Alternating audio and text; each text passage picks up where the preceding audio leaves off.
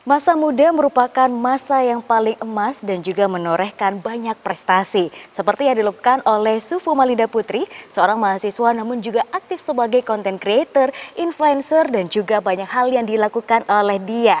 Dan saat ini kita akan ngobrol-ngobrol bersama Sufu Malinda Putri, seperti apa? Let's talk about it.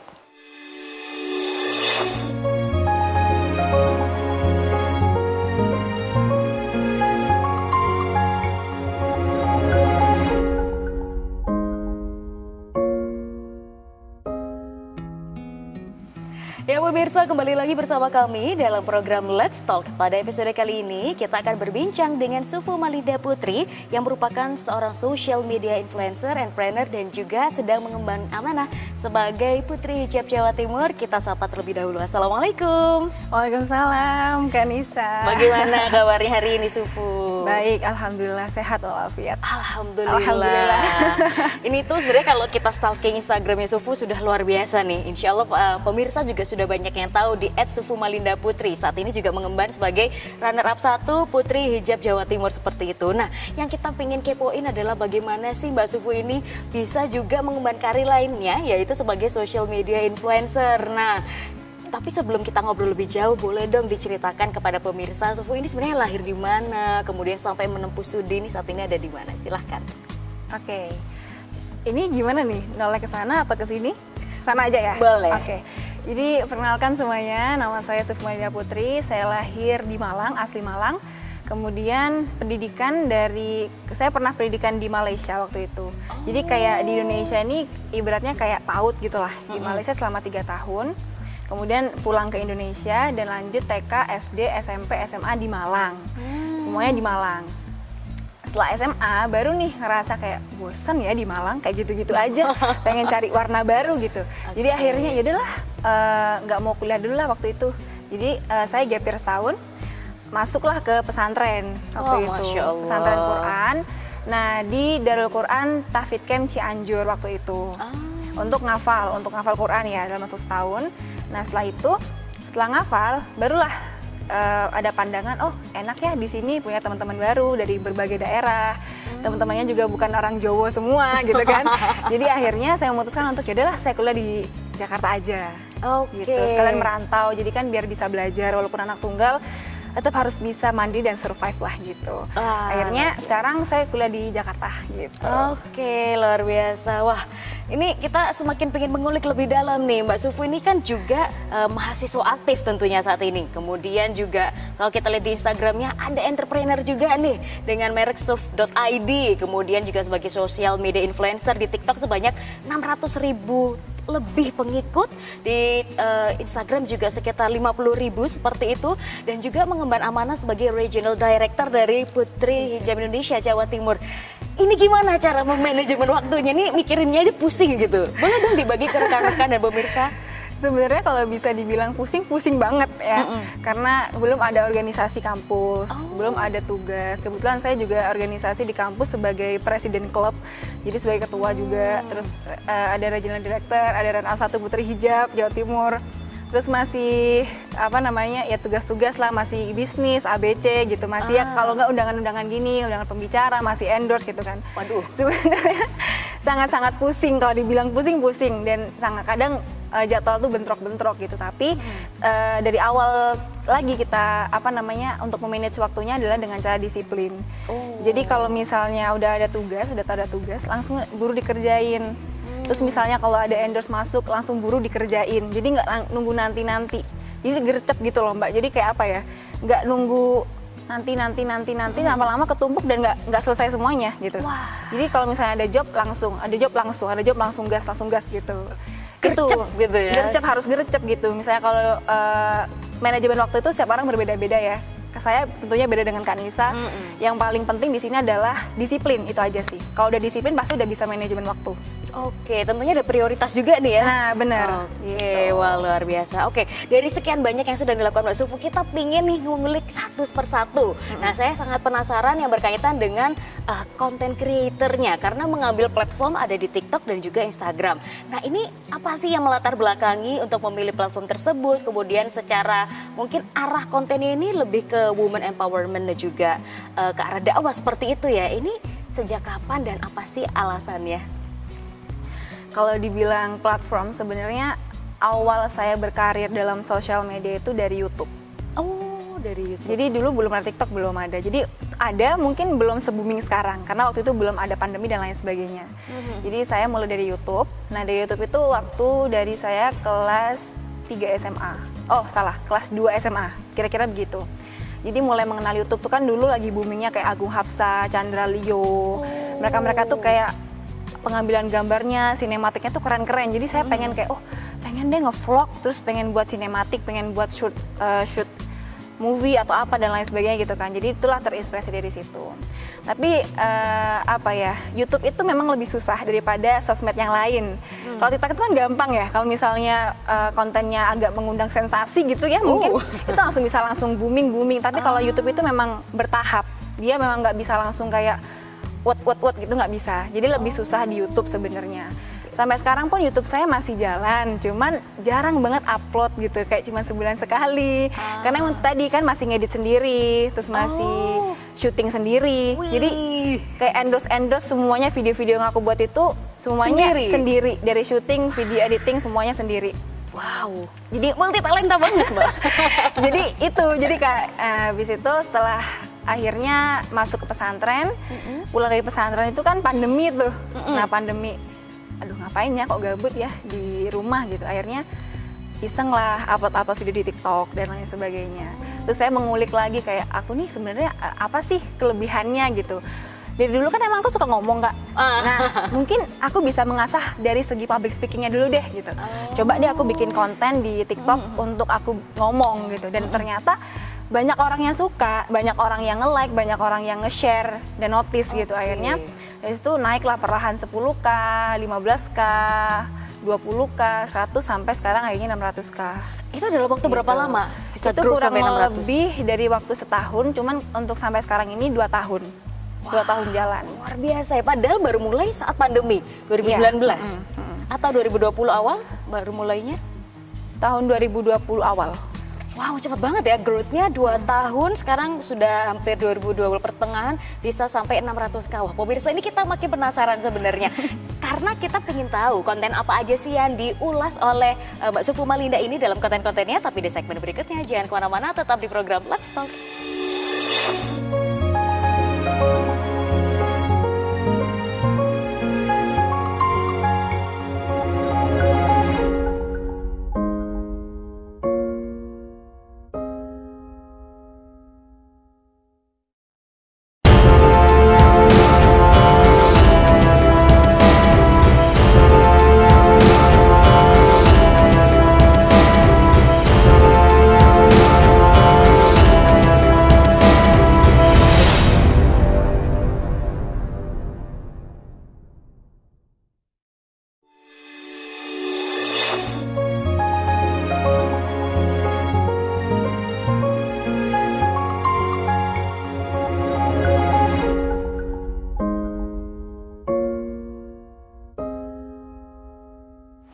Ya pemirsa, kembali lagi bersama kami dalam program Let's Talk. Masih berbincang dengan Sufu Malinda Putri. Kita ingin mengulik-ngulik nih bagaimana konten-konten yang ada di Instagram maupun TikToknya. Nah, tadi kita udah ngobrol banyak mengenai apa sih alasan di belakang akhirnya Sufu ini memutuskan untuk menjadi content creator. Kira-kira kalau dari sisi tema, apa sih yang menjadi daya tarik utama dari konten-konten yang dibuat oleh Sufu? Utamanya ya, konten-konten yang aku buat itu sebenarnya lebih ke motivasi aja sih, lebih ke motivasi teman-teman. Terus ada juga dakwahnya sedikit. Terus karena apa? Karena gini, dulu di zaman saya SMA Kak, gitu kan, itu saya benar-benar ada di titik dimana titik terendah saya mungkin waktu itu. Nah waktu itu saya kan anak tunggal ya, jadi nggak punya tuh kakak untuk cerita tuh nggak ada. Ada untuk cerita nggak ada, jadi sama orang tua juga ya sungkan lah gitu ya kalau mau cerita lebih-lebih gitu. Jadi akhirnya saya cari di sosmed gitu, dan saya lihat di sosmed itu waktu itu ya jarang, saya nggak menemukan sosok yang bisa menginspirasi saya. Nah waktu dari situlah itu semua dimulai. Jadi ketika waktu itu saya sedang di titik terendah, saya mencari inspirasi, saya nggak nemu gitu kan. Akhirnya saya menciptakan inspirasi saya sendiri. Waduh. Gitu. Jadi Allah yang ngebantu saya, intinya gitu. Allah ngebantu saya, jadi segala inspirasi yang hadir di otak saya, apa yang saya lakukan itu semua dari Allah gitu. Jadi Allah yang membantu saya. Makanya kenapa ranahnya ke dakwah dan ke motivator gitu-gitu, karena ya saya pengen bisa bermanfaat dan menginspirasi mungkin orang-orang yang punya kisah seperti saya dan mereka bingung mau kemana arahnya, tapi nggak menemukan sosok yang menginspirasi. Nah makanya saya pengen menginspirasi mereka dari ya pengalaman-pengalaman saya aja tentunya gitu. Luar biasa nih. Gitu. Oke, sekarang kalau kita berbicara berkaitan dengan strategi konten nih, kayaknya Mbak Sufu juga ahli sekali sampai akhirnya followersnya menjadi banyak. Apakah dari tema utama yang tadi, kemudian ada riset khusus untuk gimana nih menjaga agar followersnya sustain untuk engage dengan Mbak Sufu? Kemudian kira-kira apakah sampai ada riset khusus? Oke, aku harus bikin konten ini nih. Kemudian setiap hari harus ada konten baru dan sebagainya. Kira-kira apa nih yang bisa dibagikan bagi teman-teman yang pingin seperti Mbak Sufu menjadi seorang content creator juga? Kalau dibilang ada harus khusus atau tidak itu sebenarnya nggak ada, Mbak. Jadi semuanya konten-konten saya yang saya buat itu berdasarkan apa yang sedang saya alami. Oh, real saat itu? Real saat itu terjadi. Jadi misalnya ada inspirasi kata-kata apa nih gitu. Itu yang sedang saya alami saat itu. Oh. Jadi saya nge-share ke teman-teman memang bener-bener yang dari apa ya? Istilahnya itu dibilang dari inner lah, dari hati untuk ditampilkan di publik gitu. Jadi nggak ada strategi yang kayak oh aku harus menjaga kepopularitasan itu nggak ada. Jadi bener-bener yang kayak kalau saya pengen nge-share sesuatu dari hati pasti akan impactnya ke orang lain juga dari hati. Wah. Gitu. Jadi makanya kenapa mungkin banyak dari video-video saya yang FYP atau apa itu karena memang saya ngebuatnya bukan cuma asal-asalan. Bukan cuman kayak aku pengen famous, aku pengen terkenal nih, aku pengen bla bla bla, pengen dipuji, enggak. Jadi memang bener-bener dari hati yang aku sampaikan ke teman-teman. Jadi itu apa ya, sebuah yang sesuatu dari hati itu nyampe-nya ke orang pasti nyampe ke hatinya gitu. Walaupun itu dari sosmed ya. Walaupun dari sosmed itu kelihatan banget loh, yang mana yang fake, yang mana yang real tuh kelihatan. Jadi makanya kalau misalnya kepengen memulai sesuatu dari hati memang. Kalau misalnya teman-teman yang nonton kepengen buat konten, dari diri kamu sendiri aja dulu, be yourself, jangan jadi orang lain. Jadi dari diri kamu, nanti kamu akan disukai ya dengan sosok diri kamu gitu, bukan dengan sosok siapa-siapa. Itu yang aku tekankan. Karena dulu aku bener-bener yang kayak gimana ya, bener-bener yang di titik dimana aku tuh tidak mencintai diri sendiri sebenarnya. Wah, jadi ada cerita di balik itu. Ada cerita. Jadi setiap serpihan konten yang saya buat itu ada filosofinya sebenarnya. Mau saya buat konten tentang dakwah, sedekah atau apapun itu, kata-kata itu ada filosofinya. Jadi saya memfilosofikan semuanya itu dan saya bentukkan sebagai konten. Itu yang mungkin membuat teman-teman kayak oh kerasa nih vibrasinya nyampe gitu. Jadi buat teman-teman yang anak-anak zaman sekarang ya Kak, kayak mungkin cuman kepengen saya nggak bilang semuanya, tapi sekarang itu lagi berlomba-lomba banget namanya menjadi famous gitu. Saya nggak bilang semuanya, cuman emang rata-rata ya, kebanyakan zaman sekarang gitu, kepengen famous, kepengen ini jadi selebgram. Nah itu dulu, kamu mau jadi selebgram, mau jadi orang menginspirasi itu apa tujuan kamu setelahnya gitu. Jangan cuman kamu pengen dikenal, terus kamu kepengen punya nama, abis itu selesai, nggak bisa kayak gitu. Jadi harus benar-benar dimulai dari akar-akarnya gitu kalau bisa dibilang ya. Ini bikin saya semakin penasaran apa yang membedakan Sufu saat dulu sebelum memulai karir di bidang sosial media ini dengan sekarang nih yang sudah banyak sekali pengikutnya. Apakah ada hal positif ataupun negatif yang dialami? Maksudnya gimana tuh? Dari dulu ya? Dulu misalnya belum memulai sosial media, oke, hanya orang biasa seperti itu. Nah sekarang notabene kita mengenal Sufu sebagai selebgram seperti itu. Nah apa yang membedakan Sufu dulu dan sekarang, dan apakah ada hal positif dan negatif yang dirasakan? Tentunya segala sesuatu itu ada sisi baik dan buruknya. Pasti nggak mungkin dong semua pasti baik atau buruk itu nggak. Jadi ada kombinasi lah, pasti ada sisi baik dan buruknya. Nah selama ini yang saya rasakan ketika saya main sosmed gitu kan, itu alhamdulillah respon-respon positif, kebanyakan positif ya. Jadi saya merasakan dengan mungkin bisa dibilang privilege ya Kak, mungkin bisa dibilang privilege. Jadi saya merasakan saya mempunyai follower, saya mempunyai banyak pengikut itu ya, dengan itu saya merasa kayak lebih apa ya, lebih mudah gitu. Kayak misalnya kita mau bisnis atau apa gitu kan, kita punya netizen atau apa, itu lebih mudah untuk mempromosikan dan lain sebagainya. Tapi sekarang enaknya nggak tahu kan yang kemarin-kemarin yang susah-susahnya gimana, bangunnya gimana gitu-gitu. Jadi kalau dibilang enak, tergantung kita. Jadi kalau misalnya konten kita penuh dengan sensasi, ya pasti yang datang hujatan. Waduh. Gitu. Tapi kalau konten kita yang positif ya orang-orang akan menerima dengan positif, itu sih. Oke. Jadi kalau kau pengen sesuatu itu berefek baik kepada kita, ya tergantung kamunya gimana, gitu aja. Oke, wah luar biasa nih. Dan pemirsa, nih saya juga sempat ngelihat waktu itu di Instagramnya Mbak Sufu, sempat akan launching buku nih bersama dengan rekan-rekan lainnya juga. Tapi kita akan bahas di segmen berikutnya, jangan kemana-mana, tetap di Let's Talk.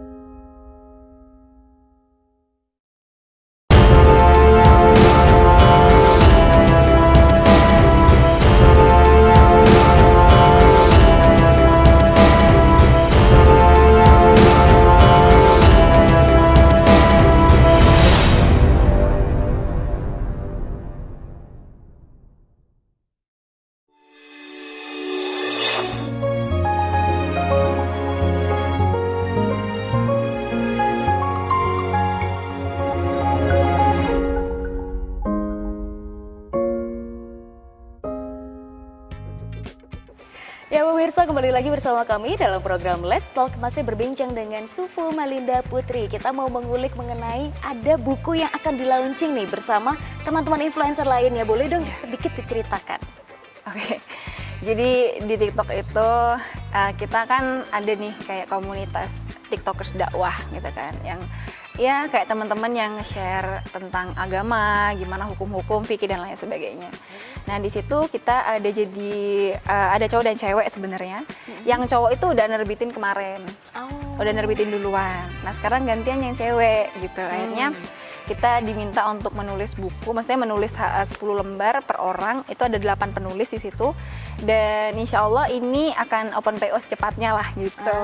Jadi apa namanya, di dalam buku itu beragam, jadi ada memang dari kisahnya seperti aku sendiri, aku nulis kisahku di situ, nulis perjalanan dan lain-lain, ada yang nulis motivasi, ada yang nulis cerita-cerita gitu. Jadi itu sangat kompleks yang mungkin bisa menjadi solusi buat teman-teman yang mungkin memiliki masalah yang sama di antara kita 8 penulis ini gitu.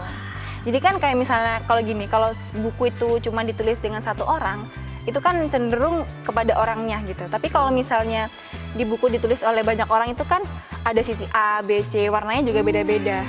Nah itu di situ. Jadi iya, buat teman-teman yang mau beli silahkan ikut PO-nya dulu ya. Gimana tuh lihatnya? Mungkin disampaikan ke pemirsa Instagramnya atau apa? Instagramnya buku When Muslimah Millennial Said, terus sama yang di PO-nya itu ada di Shopee, buku When Muslimah. Oke, siap-siap. Oke, ini masih banyak yang ingin saya tanyakan. Kalau tadi kan kita sudah ngulik banyak mengenai bagaimana Sufu Malinda ini sebagai seorang content creator, influencer, dan juga selebgram seperti itu. Nah, sekarang yang bikin penasaran juga, Sufu Malinda sedang mengemban amanah nih sebagai runner-up 1 Putri Hijab Indonesia Jawa Timur dan juga Plus Regional Director. Nah, yang jadi pertanyaan, apakah ikut dunia pageant ini juga menjadi salah satu bagian dari mimpinya Sufu dulu hingga sekarang akhirnya terwujud, atau bagaimana nih ceritanya? Iya, benar, langsung. Benar. Jadi dulu dari saya kecil, saya tuh kan sebenarnya dulu saya kecil tuh saya tomboy Kak ya, saya tomboy. Kemudian tapi saya tertarik ngelihat kayak putri Indonesia waktu itu ya, putri Indonesia tuh kayak wah mereka cantik ya, pakai crown, pakai sas gitu, kayak saya tertarik dengan semua hal yang berbau dengan gemerlapan. Kan mahkota tuh gemerlap tuh ya. Ya naluri seorang perempuan kan pengen pakai mahkota biar menjadi seperti ratu gitu kan. Oh siap. Kayaknya dari kecil saya pengen ikut, dari dulu tuh pengen kayak dari kecil tuh kayak beliin mahkota di pasar gitu loh, yang mahkota cuma 5.000-an itu aku beli mulu. Jadi berharap one day bisa menjadi sebuah kenyataan. Dari kecil itu. Nah kemudian udah SMP itu udah sempat hilang, yang itu udah sempat nggak ada gitu. Kemudian pas SMA saya ngeliat teman-teman saya pada ikutan duta hijab Radar Malang, terus ada yang jadi Joko Roro gitu-gitu, kayak saya pengen kayak kayaknya Menarik, kayaknya kok mimpi saya yang kecil itu kok tergugah lagi ya untuk bisa mewujudkan itu gitu. Tapi pada saat waktu itu saya yang kayak apa ya, mungkin belum memenuhi syarat untuk bisa masuk ke dunia pageant. Karena saya belum ngerti sama sekali tentang public speaking, tentang modeling apalagi, terus tentang makeup saya juga nggak ngerti, fashion saya juga nggak ngerti, jadi saya masih kayak apa ya, cupu lah intinya, bisa dibilang gitu. Jadi untuk masuk dunia, apalagi saya dulu kan gendut banget gitu kan. Waduh. Jadi saya kayak, wah saya nggak mungkin nih kalau masuk dalam keadaan seperti ini. Nah jadi akhirnya saya ngekip mimpi saya dulu, saya ngekip, akhirnya tuh saya bilang ke diri saya sendiri, Sufu, one day kamu pasti bisa kok. Dapat mahkota, dapat sas, kamu pasti bisa. Itu cuma tentang waktu aja. Kalau kamu merubah diri kamu sekarang, nanti lihat 5 tahun ke depan, kamu pasti dapat gitu. Jadi aku tuh yakin Kak. Jadi kayak aku tuh nggak pernah ragu sama mimpi-mimpiku. Jadi kalau misalnya aku pengen A, aku yakin pasti one day aku pasti dapat itu. Pasti. Jadi apa yang bisa dibilang ambis lah, sedikit ambis gitu ya. Ambis dalam mimpi-mimpi saya gitu. Akhirnya setelah itu saya coba membenahi diri gitu kan, kayak ya belajarlah sedikit tentang pageant apapun itu gitu kan, mencoba untuk lebih belajar tentang wawasan, baca banyak buku dan lain-lain. Akhirnya saya mendapat inspirasi, saya main sosmed. Dan sebenarnya tuh gini, saya main sosmed itu karena saya tidak punya platform untuk saya menunjukkan siapa diri saya. Yang saya punya hanya sosmed itu sendiri. Kan sosmed kan pribadi kita, jadi saya punya platform di situ untuk menunjukkan ini loh saya gitu. Karena di sekolahan saya tidak mendapatkan kesempatan itu. Karena saya dulu di sekolah banyak insecure, banyak tidur, ya gitulah kayak anak-anak. Tahu sendiri lah ya yang tidak, gitulah. Ya gitulah, tiduran tukang tidur saya di kelas dulu. Akhirnya terus kemudian akhirnya itu saya coba untuk membenahi diri, dan alhamdulillah sekarang walaupun saya menjadi hanya runner up 1, tapi saya menjadi regional director Provinsi Jawa Timur ya. Itu kan sama dengan Allah kasih saya sebuah tanggung jawab lebih, dikasih kepercayaan untuk memegang nih pageant. Jadi bukan winnernya aja saya, tapi saya yang memegang pageant di setiap provinsi, di Provinsi Jawa Timur gitu. Jadi apa ya, itulah kurang lebih seperti itu. Oke, wah luar biasa banget nih. Kemudian apa yang dirasakan Sufu setelah akhirnya di crowning saat itu? Karena akhirnya mendapatkan mimpinya yang dulu sudah diinginkan sejak lama, dan yang membuat akhirnya Sufu berbeda. Dan ini yang bikin saya penasaran juga, apakah dengan Sufu sebelumnya sudah menjadi seorang selebgram dengan banyak follower dan sebagainya juga turut membantu di mana posisi Sufu sekarang saat ini? Iya, kalau saya bisa bilang betul. Jadi saat itu kan pemilihannya online, jadi tidak pandemi pandemi banget waktu itu kan, masih benar-benar yang full banget. Jadi akhirnya pemilihannya atau crowningnya online waktu itu. Bener. Akhirnya terus saya sebenarnya nggak yakin masuk ke 3 besar itu, saya nggak yakin. Karena ya saya baru pertama kali ikut, ya nggak mungkin lah, pasti ada beberapa orang yang mungkin yang ikut yang lebih buat pengalaman dari saya, lebih banyak sepak terjangnya ya. Gitu. Jadi akhirnya saya nggak yakin sebenarnya waktu itu. Terus tiba-tiba pas pemilihan, tapi saya gini aja, bismillah saya ikut aja deh. Kalau saya nggak coba, saya nggak akan pernah tahu sejauh mana saya akan melangkah. Tapi ini yang perlu saya garis bawahi adalah saya sudah mempunyai mental winner. Wah. Jadi gini, walaupun saya bukan winner 1, tapi saya mempunyai mental winner. Ini harus ada di diri teman-teman semuanya yang mungkin mau ikut pageant ya. Karena kalau misalnya pageant terus kamu tidak mempunyai mental winner, bahaya. Oke. Jadi sebelum saya daftar itu, saya mempersiapkan bahwa saya adalah pemenang. Saya winner. Jadi saya bermental winner waktu itu. Akhirnya saya nobatkan sebagai runner up 1. Dan ya itu saya agak nyangka sebenarnya. Luar biasa nih. Kayaknya emang kalau kita mau ngobrol lebih banyak nih dengan Mbak Sufu yang berkaitan dengan pageant, harus ada episode sendiri. Dan semoga apa yang kita obrolin ini benar-benar bisa mendapatkan banyak manfaat nih, utamanya pada rekan-rekan mahasiswa yang sekarang sedang bingung nih manajemen waktu dengan banyaknya kegiatan, dan juga mungkin ada teman-teman yang ingin terjun ke dunia pageant. Nanti kita akan ngobrol lagi dengan Mbak Sufu Malinda tapi di episode berikutnya. Dan terima kasih atas kebersamaan Anda. Sampai jumpa.